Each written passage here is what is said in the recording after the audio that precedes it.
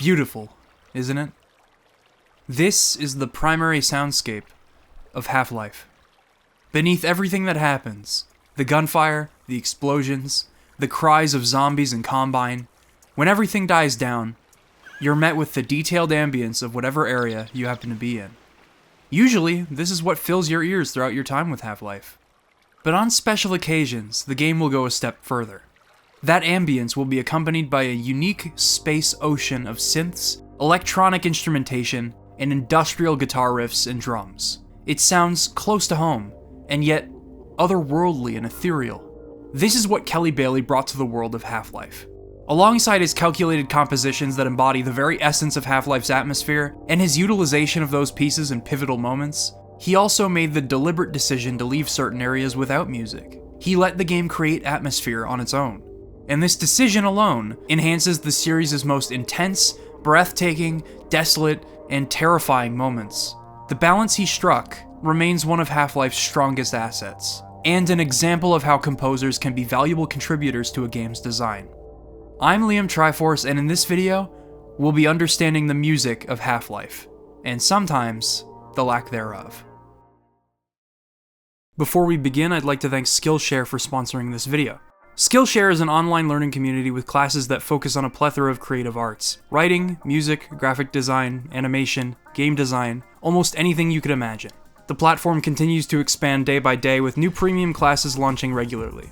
These lessons are designed for real-life circumstances so that you can stay inspired and express yourself alongside a community of millions. To ease myself into the various classes Skillshare had to offer, I decided to start with skills that I've already developed. But I soon began browsing outside of my already existing passions to expand my creative horizons.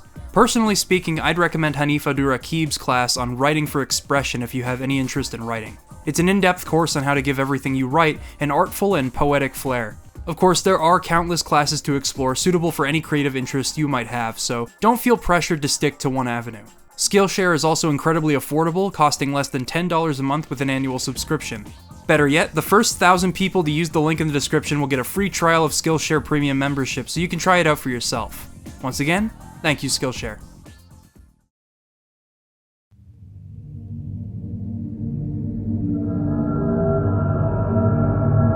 This song is called Vague Voices, and it was composed to introduce you to the world of Half-Life. By all accounts, your tram ride through the facilities of Black Mesa should have signified yet another day at the office. And the music seems to reflect this.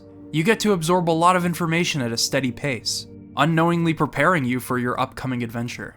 The song is reflective of a traditional, calm commute to work, but underneath is a sinister sign of what's to come, almost beckoning to the player.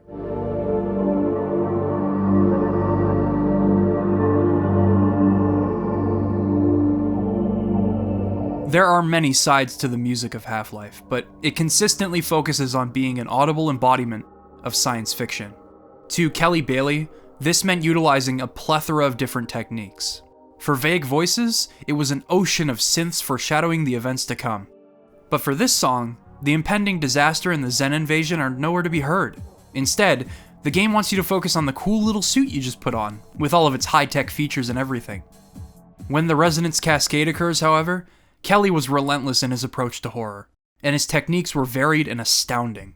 After fading into the aftermath of the incident, we hear what sounds like steam traveling through a pipe, until it bursts and lets loose an atmosphere of discomfort and oppressive alien sounds.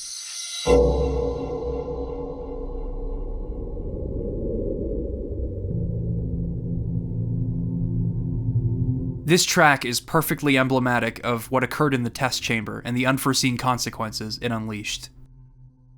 Throughout the majority of your adventure in Black Mesa, music is rare. As you roam the halls and greet fellow scientists, there's no need. As you scramble to adjust to these new circumstances, you'll confront zombies, headcrabs, and many more creatures that have escaped from Zen, but there's no music. The lack of music makes these unexpected bouts scarier. The game isn't telling you what to do or how to react to these situations, you're just going with your gut and killing anything that stands in your way. The first time I was scooped up by a barnacle? No music, just pure terror as I frantically figured out what to do. Being ambushed by Vortigaunts in the office complex? No music, just a lot of shotgunning and energy blasts. You could go a half hour without hearing a single piece of music, and when you do, it'll last for a minute or two. That's it. This establishes both the importance of music in Half-Life and the importance of the moments in which music plays. The space in between provides you with those organic gameplay experiences that music alone could never enhance. When music appears, it has purpose, and it presents itself through a wide assortment of compositional techniques that perfectly capture the essence of Half-Life. In the early stages of your journey, the music is intentionally designed to blend into the environment. Synths reverberate throughout the facilities, drops of water fall to the ground, and the noises are dissonant and lack any noticeable pattern. There's nothing comforting about Black Mesa in its current state, and the halls you once traveled are alien now, literally. This kind of thing isn't limited to the first portion of the game either.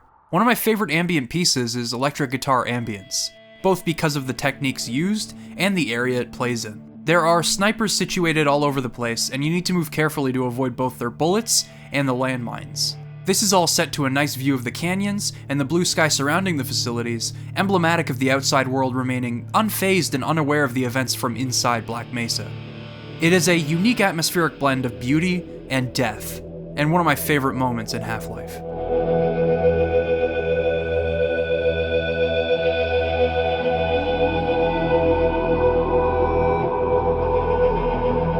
As you progress, the music of Half-Life begins to evolve further. When it becomes apparent that the military isn't here to rescue you and they are instead here to silence you, a new technique emerges from Kelly's repertoire. The military floods Black Mesa, and they present a new threat to you and the weapons you might have thought you'd grown accustomed to by now. To push you forward in taking these guys down, Kelly composed this track.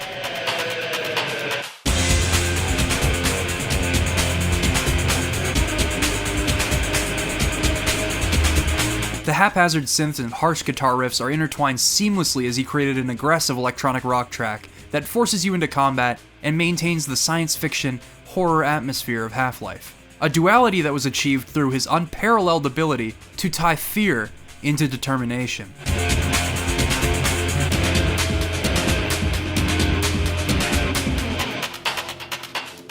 Kelly imbued an atmosphere of hope into a game full of dread and despair. I'll never forget how fulfilling it was to hear drums and riffs after launching the rocket at the end of On a Rail. After such a long chapter of stop-and-go puzzles and ambushes, it was nice to give the world of Half-Life some hope. The song isn't just an ambient rock piece either. Its underlying guitar tones and synths with a low sample rate still tie it back to the setting. Here's another great one. During Questionable Ethics, you'll hear a security guard and a scientist discussing a certain weapon. Once you finally get it and you play around with it, Nuclear Mission Jam plays. A threatening horror sting crescendos into a badass composition.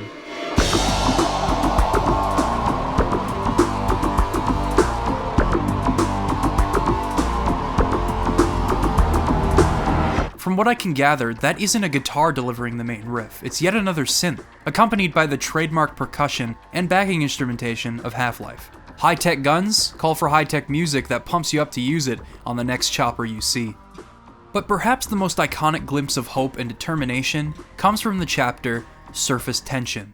After being trapped underground for the majority of the game, seeing the deep blue sky and breathing fresh air could not be more liberating. It's a small moment in the grand scheme of things, but it introduced us to a song that accomplished a lot.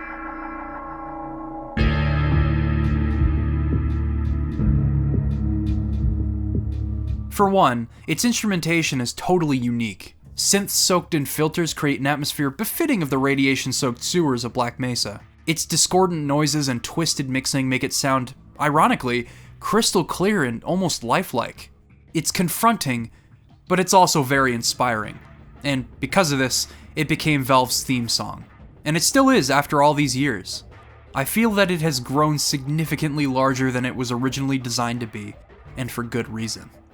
As we've learned with the military's ambush, Half-Life instrumentation doesn't limit itself to synths and techno beats.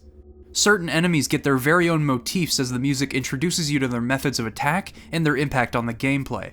Grunge guitars on a fast tempo accompany the military, and when they collide with Gargantua and other Zen forces, we get a blend of the two compositional choices. Distorted, clipping synths and disorderly guitar riffs clashing against one another. When you first confront the tentacles, you'll no doubt realize how dangerous they are.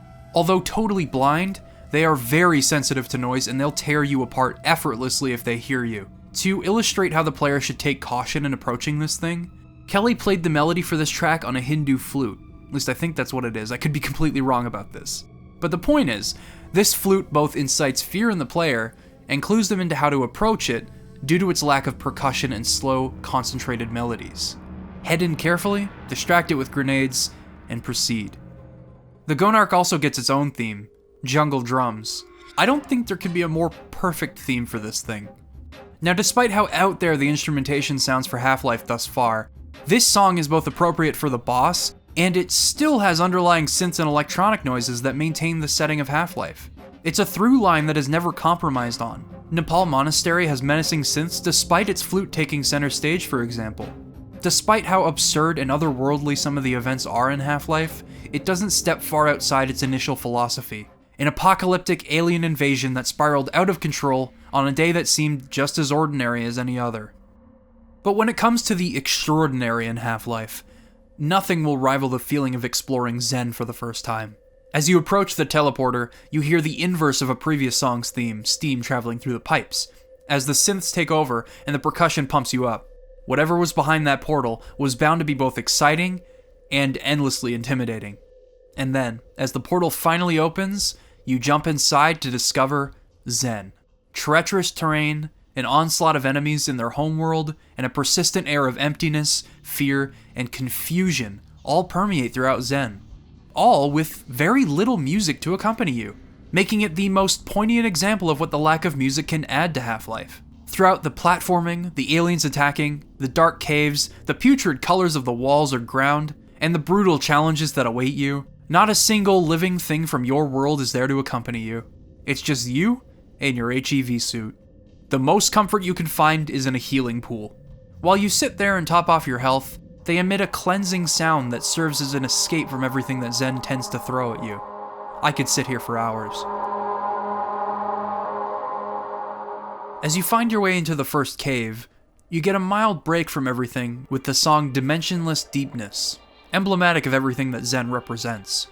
Fear and emptiness in an unfamiliar world. Your final piece of in-game music is far from comforting, however. As you confront the Nihilanth, you'll hear an assault of low synths and guttural tones and noises.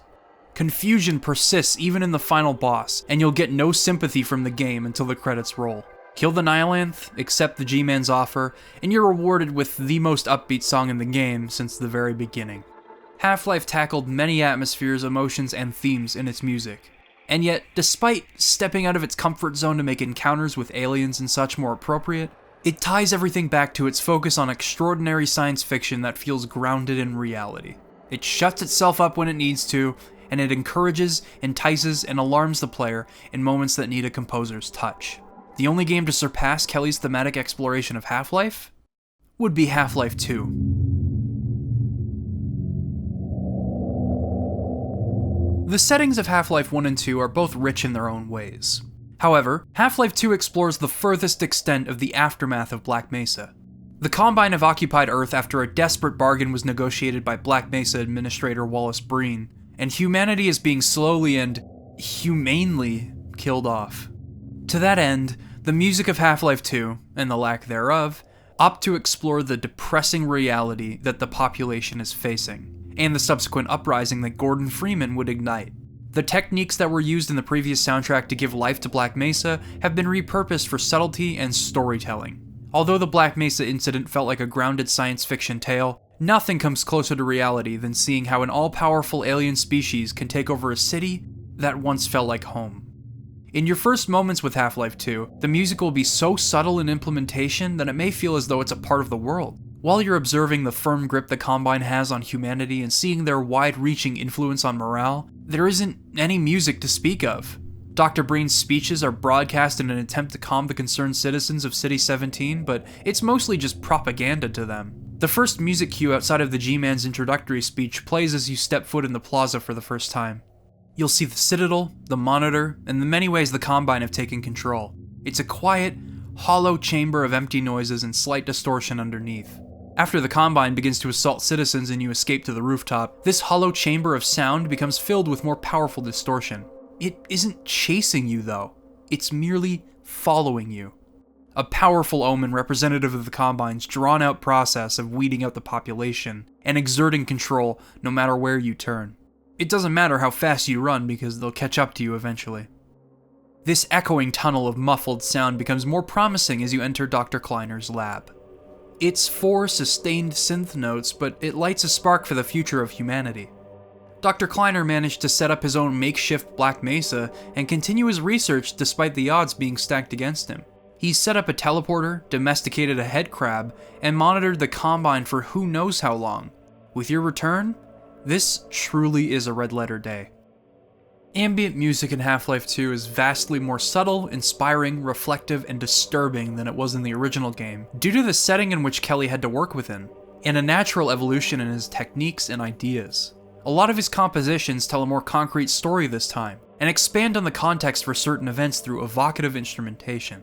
Let's start by looking at the songs that tell stories about the people of City 17.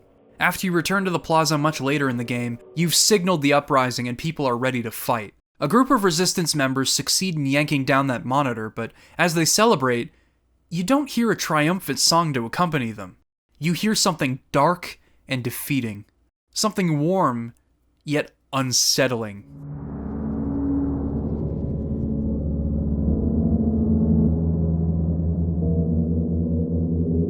The song is called Suppression Field, alluding to the invisible force that is preventing people from reproducing.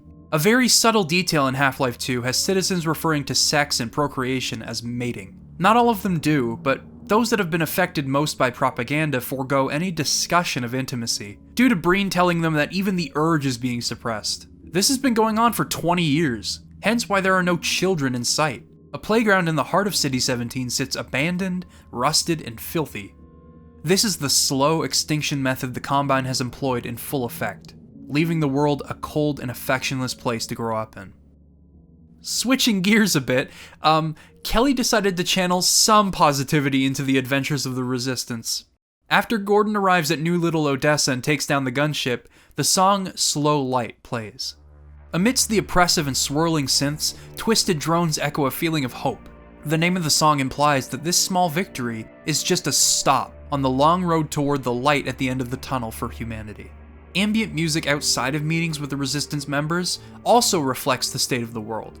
However, with each piece playing at sporadic intervals throughout your journey, bits and pieces of the world are digested at a time.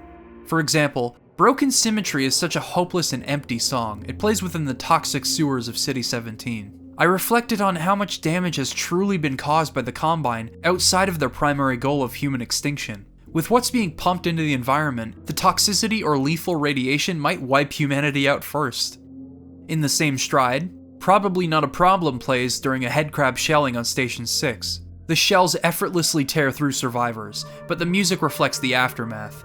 The spiraling strings being plucked haphazardly emulate the scattering headcrabs, while the horns and general tone depict the zombies you first encounter in this moment. The result of headcrabs taking control of what were once innocent human beings. Calabi Yao model balances mystery with dread in a cave far outside of City 17, close to Nova Prospect. It's a harsh listen, and in this moment I wondered if the Vortigons and survivors holed up here would survive another night amidst the Combine's reign. As phenomenal as the ambience in Half-Life 2 is, it is not the only area in which Kelly Bailey stepped things up a notch. The combat music, as well as music composed for when you need to be light on your feet, are well-rounded and employ more varied techniques than seen previously. Just after Barney delivers your crowbar, Apprehension and Evasion plays. It's a techno dance beat that doesn't attempt to be aggressive, as in this moment, you're simply evading civil protection. All you gotta do is move. After equipping a pistol and making your way down the tracks, a bassy prelude will begin to play, before ramping up in intensity as you proceed. The drums pick up, and suddenly, you're speeding through the canals like no one can stop you. This is CP Violation, and it's a fan favorite for good reason. It's a champion in pacing and mood.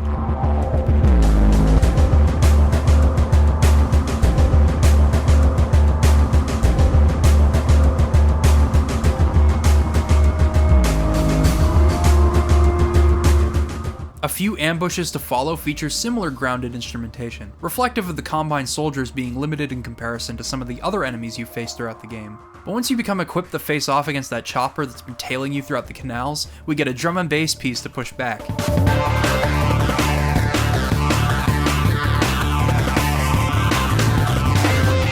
The chapters Anti-Citizen 1 and Follow Freeman appropriately feature the most combat music in the game. As you've signaled the uprising and you're fighting alongside the resistance in the greatest struggle since the 7-Hour War. You're being ambushed by enemies old and new, desperately trying to stay afloat. My favorite of these has always been LG Orbifold. At this point in the game, you've taken down a handful of Striders by the skin of your teeth, and now you're running from one through the torn up streets of City 17 and through ruined buildings and parking garages. Suddenly, yet another ambush occurs, and you need to rush to the horse statue nearby as Combine flank you and Striders chase you down. To accompany your mad dash, you get a song that combines larger-than-life synths with pulse-pounding drums, all set to the perfect tempo for running for your life and fighting back.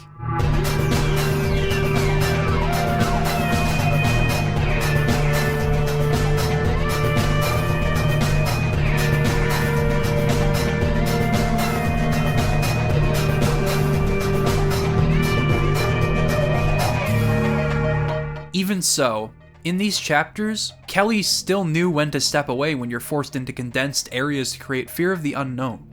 Ruined apartment complexes and infiltrating the claustrophobic Overwatch Nexus all refrain from overtly implementing music, despite being infested with Combine soldiers.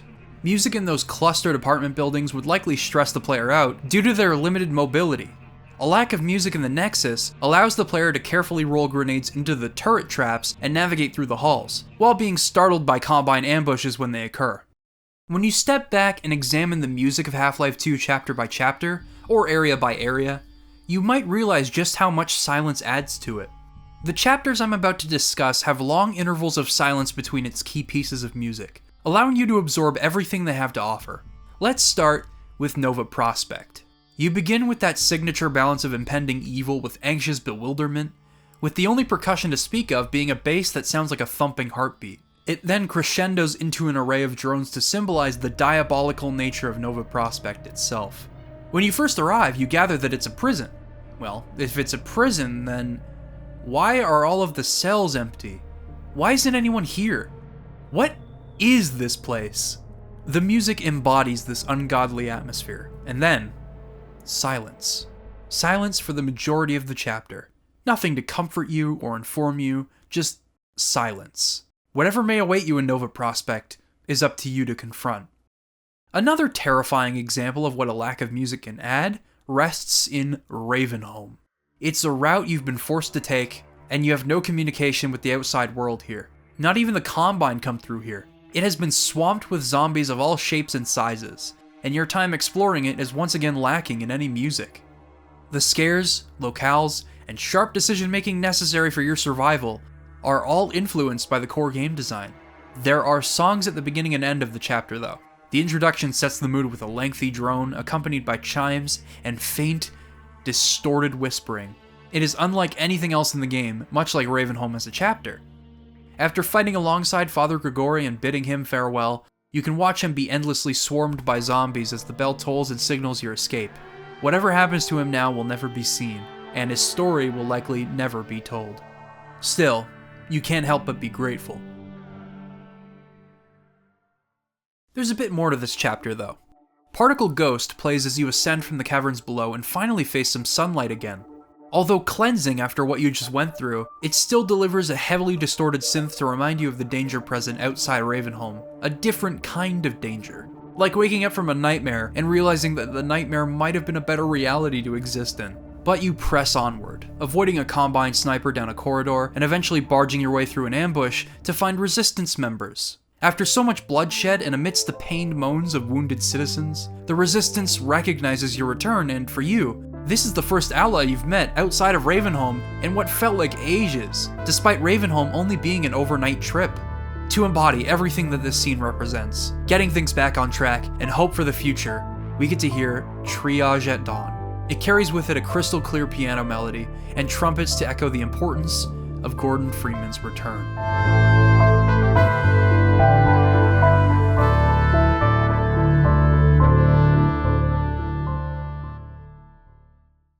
But without a doubt, my favorite chapter to make use of the silence dynamic is Highway 17. As you take off in the scout car and run over antlions, you get some music to fuel your race down the roads. but the majority of this chapter is spent amidst the screeching of your engine, the sound of a chopper tailing you, or the occasional Combine ambush. But most importantly, the sounds of nothing but the wind traveling past and the waves crashing below you. In these moments along the coast, I'd catch myself thinking about the people that used to live out here. Aside from thumpers and some property damage, the houses along the coast have been left alone by the Combine. They don't have much of a reason to draw resources from these outskirts. Thus, a lot of what used to be here has been left intact. Tire swings, cozy living spaces, and small villages all make up a large ghost town along the highway. Even if Combine soldiers happen to be in hiding in some of these houses, or they attempt to stop me from moving onward, there isn't any music playing. I have no need to move as fast as possible, and the level designers intended for you to take a break from time to time, sometimes implementing puzzles and areas for you to solve. These breaks allow the player to soak in the atmosphere of the coast, and think about the circumstances of Half-Life 2 as a whole. Highway 17 is the most contemplative chapter in the game, I feel. It's rare to have relaxing moments in a game about overcoming an all-powerful oppressive force, and it's also rare to see areas that carry complete, unscathed remnants of what once was before the Combine took over. So, this is what the lack of music adds to the chapter. What does music add? In order to cross the bridge to Nova Prospect, you'll need to disable a force field preventing you from taking your car on the train tracks. To do this, you must cross underneath the bridge to a control room. You're doing this all amongst the fog, far out from City 17, with barely anything below your feet to prevent you from a deadly plummet. To wrap everything this chapter encompasses into a neat little package, the song Lab Practicum plays, and it is without a doubt my favorite song in the game. Not because of some electronic rock or some catchy beats, and not because it tells a story through ambience either, because it allows me to reflect on Half-Life 2 as a whole. It is an engrossing soundscape beyond words. It sounds so clear, and yet, you need a good sound system or a nice pair of headphones to be able to play this back without clipping or distortion. Perhaps this has to do with the sample rate or frequency, I'm not exactly sure. I'm not going to pretend I'm an expert on this stuff. So, I'm fascinated by it on a technical level, but I'm also amazed by it from an artistic perspective. It sounds like you're floating in a soothing yet hauntingly empty ocean, and perhaps that low quality is reflective of the fog the chapter is shrouded in. A fog that blankets all of City 17. Conceptually, there isn't anything this song is trying to deliver on. It's a blank slate. Nothing. And yet, it is everything. I'm thinking about my nervousness in the moment as I traverse the underside of this bridge, but I'm also thinking about the people that used to live by the sea, the city, the suppression field, the Combine, the hopelessness, and yet the fact that I could be the catalyst for these people. I could single-handedly change the world against all odds. The more I listen to the song while thinking about Half-Life 2, the more I'm able to digest the depth in its storytelling. It represents so much more than it lets on. As silly as it may seem, this has been the first song I'd think of whenever I'd think about Half-Life 2. Not CP violation or hazardous environments. Instead, I'd think of an ambient piece from a rather insignificant portion of the game. Not because of that moment in particular, but because of how I'm able to catch my breath and just think about everything the game has thrown at me thus far. It plays in a chapter where a goddamn ghost town allows me to imagine a normal life amidst the Combine's reign. All of this to say that this song reminds me of what makes Half-Life 2 a masterpiece. It is a beautifully crafted video game, and the most realistic piece of science fiction I have ever consumed, due to it being so alien, and yet so down to earth. And I think a lot of that praise is owed to Kelly Bailey. In the years that followed Half-Life 2's release, we'd end up getting the last of Kelly's work with Valve. Half-Life 2 Episode 1 focused on the escape from the Citadel after Gordon and Alyx, blew it up. Due to the length of these episodic installments, there weren't many opportunities to evolve on the sound or implementation of Half-Life's music. But they did exist, and Kelly took them. He previously refrained from using traditional instruments like the piano and guitars, unless he could figure out a way to implement them seamlessly with the setting of Half-Life. Usually they'd be buried in distortion or underneath a layer of synths. But since the episodes focus on a concentrated uprising effort, now that the tables have effectively been turned, using these instruments as encouragement or to uniquely set the mood of a scenario felt appropriate. As a result, the Combine advisors are introduced through a disturbing blend of traditional piano and guttural warped synths, and the music that plays as you fight through the hospital isn't afraid to dig into some good old-fashioned electric guitars. The deadly radiation at the Citadel core is embodied in the song Infraradiant. Guard Down is a synth rock piece that pumps me up just as much as it creeps me out, and I can definitely say the same for Disrupted Original, which plays in a dark tunnel as you and Alyx desperately fend off zombies with nothing but your flashlight to guide you. Kelly's techniques were slowly inching towards something exciting for Half-Life, and they would be fully realized in Episode 2.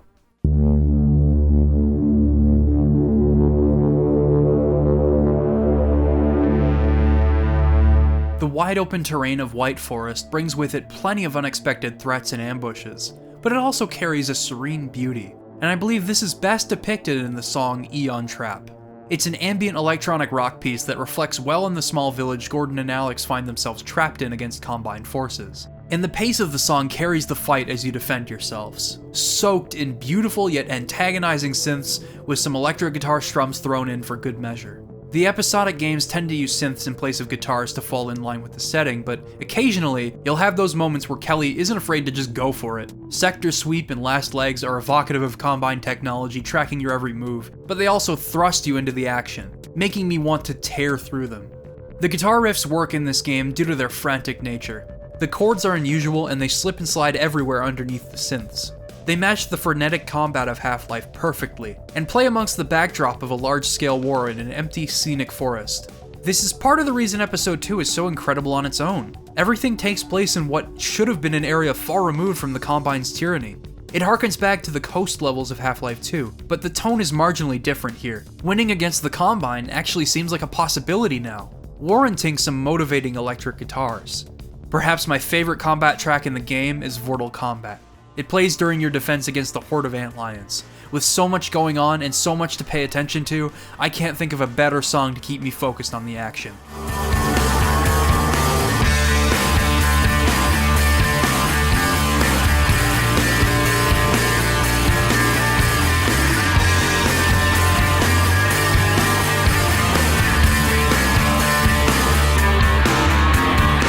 Episode 2 still scaled back its music in moments that don't need it, like the disgusting antlion grub caves. 13 years later, these still make me nauseous.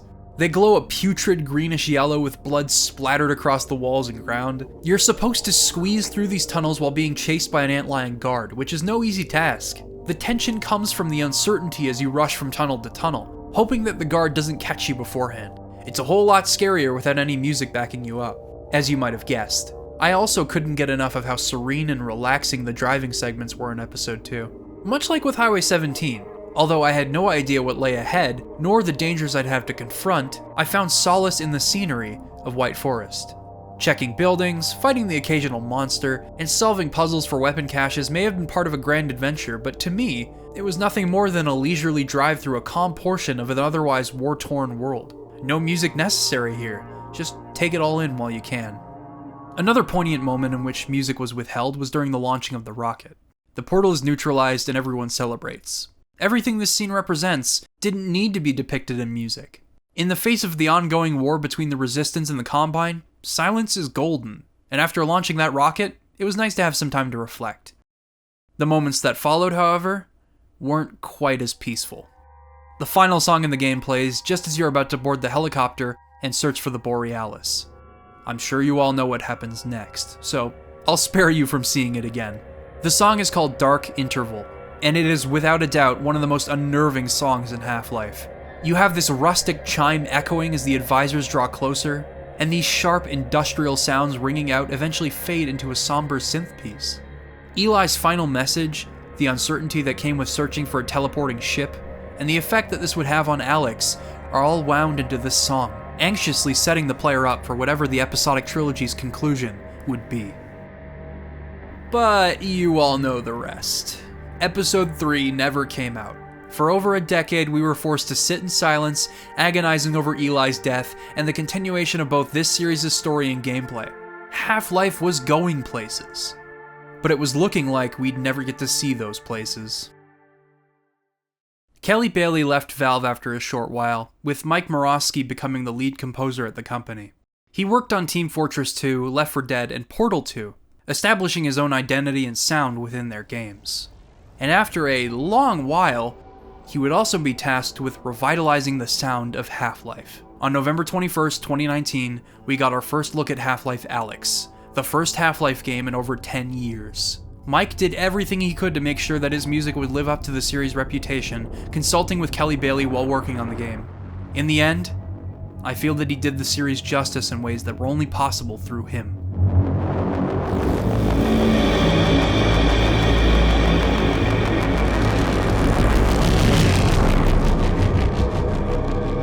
Something about the first chapter's music in Half-Life Alyx seemed to click with me, despite how noticeably different it was. I mean, it sounds far more orchestral and grandiose than anything Kelly Bailey had ever composed. I wasn't sure of how I felt about strings and brass being pumped into songs that didn't necessarily need them previously. The beginning of Half-Life 2 was almost entirely silent, and those moments that attempted to evoke a feeling of intimidation did so synthetically.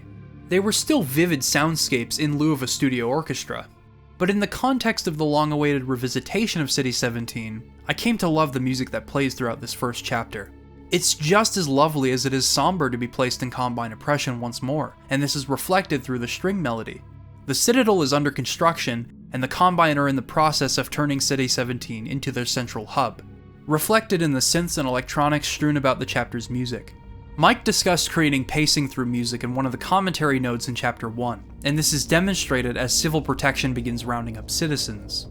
The music subtly pushes you forward through percussion, but not so much that it forces you to do anything. This is because level pacing is usually dictated through stems. Remember how I mentioned Kelly's work made him a vital asset to Half-Life's design? Well, with stem-based compositions, Mike Morosky essentially is a game designer. The prime example being the fight with the Strider in the parking garage. The music starts with an uncertain synth beat during your rush to the elevator, before exploding into technological grunge. There's a moment of calm before you are once again thrust back into a chase as the Strider smashes into the crumbling apartment complex. After turning the corner, you'll meet a few Combine soldiers as the synths turn determined and violent. As the Strider loses you, things become more calculated as you have to pick off a few more soldiers and manhacks. Then, after you catch your breath, the chase continues. It's a mad dash for that turret. While shooting at the Strider, that first melody returns, and everything fades out once you deal the final blow. This scene has like 14 stems in total, all subtly focusing you on a task through differentiated composition. Another chapter that tackles this? Point extraction. Never a dull moment in this chapter, and the same can be said for the music. The stems are twisted and barely held together by any sort of time signature or structure, always surprising and always attempting to emulate the mind-boggling layout of your journey through the extracted apartment buildings. Only as you approach the vault does it finally regain some semblance of a structure, as the synths rip through your ears to reflect on the energy pumping through the vault that even the Combine are afraid of. The Strider's music also taps into a motif from the original Half-Life: enemy themes. Striders have that grunge sound to match their stature, their dangerous movement, and their attack methods. Antlions have synth-based percussion beats to synchronize with their skittering as they inch towards you. Huge fights with a variety of enemies take on a full orchestra, which works well in a combat scenario like that. And the soldiers get the combat music that probably challenged Mike the most when composing for Half-Life Alyx. Usually, once the sound for a game is nailed, there'll be a process in which composers create music that ends up becoming associated with the game. Mick Gordon went through this process with both of his Doom games, giving us songs like BFG Division and The Only Thing They Fear Is You. For Mike, this meant creating something immediately identifiable that both kept the player engaged in combat and lived up to the infinitely recognizable stuff that Kelly Bailey had put out in the past. In the end, he delivered. In your first real bout with Overwatch soldiers, you'll get to hear the song Anti-Citizen, which perfectly balances haphazard synth and guitar riffs with the traditional rock elements of some of Kelly's finest since the series' inception. This is the kind of sound that I will forever associate with Combine soldiers, and the pacing of Half-Life combat.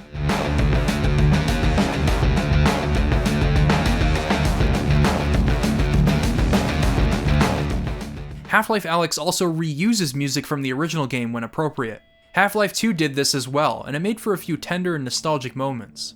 Electric guitar ambience plays as you approach Eli's lab, dubbed Black Mesa East.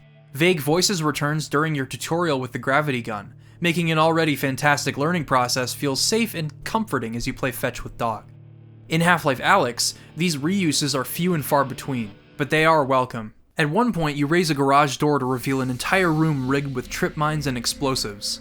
If they explode, they take the whole building down. You have to carefully disable the trip mines while Steam in the Pipes plays. It's a nice blast from the past amidst a soundtrack so concerned with sounding bombastic and modern, but it also maintains the game's focus on creating pacing through music. For all of these reasons, the soundtrack of Alyx succeeds as a Half-Life soundtrack. But there's something missing.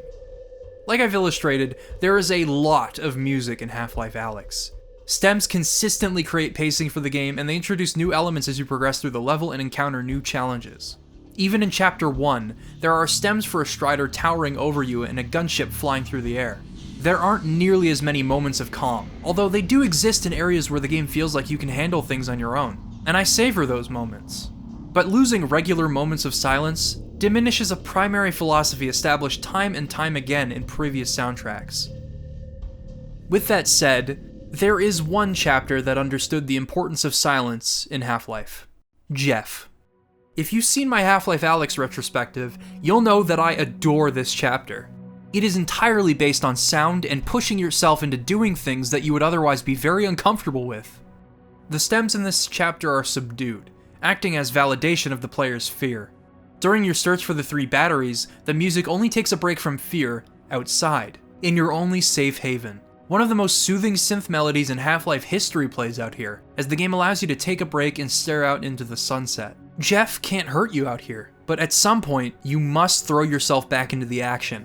While not complete silence as seen previously in Half-Life, the compositions in this chapter allow for the player to breathe in what is unarguably the most stressful scenario in the game. It acknowledges past Half-Life games and their techniques in creating organic tension, but it also goes in a new and admirable direction.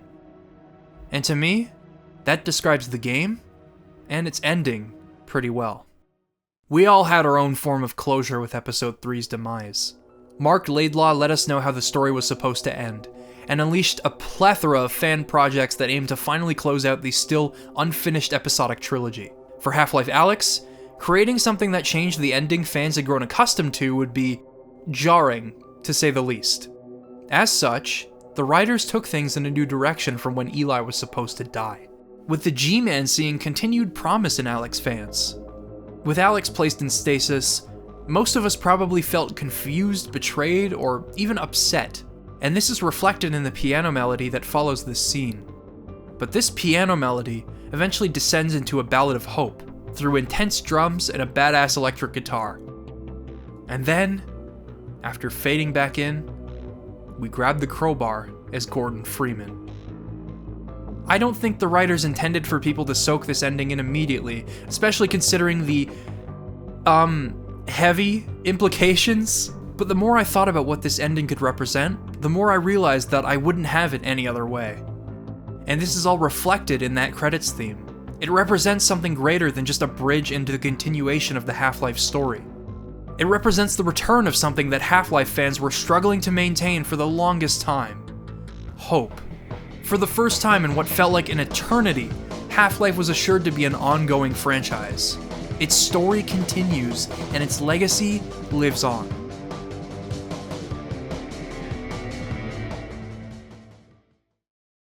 It's funny how the silence between games ended up mirroring the silence between songs in a Half-Life game. With Valve keeping their lips sealed for so long, and with the time it takes for a Half-Life game to finally come out, we were expected to fend for ourselves, just like the silence that sits between its pivotal compositions. We were forced to wade through Ravenholm or barrel through White Forest with nothing to accompany us but our wits, and I believe that inspired me most when it came to the various landmarks of Half-Life. And the silence on Valve's part inspired me too, just as the silence spawned countless passionate fan works between Half-Life games. Ironically, the silence became the spearhead for storytelling, as it'd go on to inspire more people than I believe Valve ever dreamed it could. And, to the same extent, the most memorable songs in Half-Life's history have always become known for more than they were originally intended to be. What would eventually become Valve's theme song, a song that plays at the beginning of nearly every Valve game to date, represents the collective community that was born from the games that Valve created. All of the art, music, mods, and stories all stem from a song that, when heard, signals some of the greatest ideas to come out of the game industry. Vague Voices allowed people to bask in the wonder that came with not just Half-Life, but the Gold Source modding community as a whole. CP Violation pumped people up back in 2004 as they got to control Gordon Freeman in something new after 6 years of waiting. And now, it becomes synonymous with the gameplay of Half-Life 2. Then, after Episode 2, we received nothing. Half-Life floated in limbo for years. Lab Practicum became my comfort food whenever I dream about the future of the series. Its blank canvas of sound allowed me to escape for whatever reason I needed. And, perhaps most significantly, Triage at Dawn, like its intended purpose in-game, signaled the eventual return of Gordon Freeman, although it seemed more and more unlikely as the days went by. It was a beacon of hope that fans held onto, no matter how difficult the wait might have been. And now, we've received hope. We received a full game on top of hope. Any inconclusiveness amidst the end of Half-Life Alyx is accompanied by the simple notion that Gordon, after many years, finally has some work to do. I'm sure you all have stories attached to the music of Half-Life and what it represents to you, and that's the beauty of these soundtracks. They embody both the rich and detailed settings of the games and the emotions of the people that played them, grew up with them, and lived with them for many years. And I'd love to hear those stories. So feel free to let me know in the comments, on Twitter, or through email what the music of Half-Life means to you, and some stories you have with it. For now, I've been Liam Triforce, and I'd like to thank you for watching.